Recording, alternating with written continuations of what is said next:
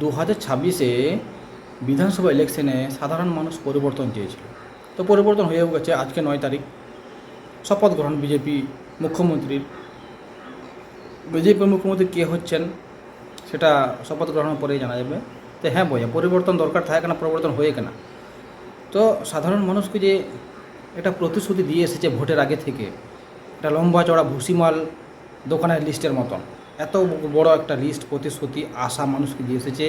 এই ভাতা দেবো, সেটা করে দেবো, সেটা করে দেবো, মানে একদম বিশাল বড় একটা লম্বা চড়া লিস্ট। আদৌ কি সম্ভব হবে নতুন সরকার, নতুন মুখ্যমন্ত্রী গঠন হওয়ার পর? হ্যাঁ বইয়া যে ᱦᱚᱸᱜᱼᱚᱭ ᱡᱮ ᱱᱚᱣᱟ ᱟᱥᱟ ᱵᱷᱚᱨᱥᱟ ᱮᱢ ᱠᱟᱫ ᱵᱚᱱᱟ ᱟᱵᱚ ᱵᱤᱡᱮᱯᱤ ᱥᱚᱨᱠᱟর ভোট ᱞᱟᱦᱟ ᱠᱷᱚᱱᱟᱜ, তো ᱱᱚᱣᱟ ᱠᱚ কি পূরণ দাঁড়িয়েআই? তিসে পূরণা? তিনাᱹᱜ টাইম লাগা দাঁড়ায়? সে একাল কি বাই এমᱚᱜᱼᱟ ᱱᱚᱣᱟ ᱠᱚ?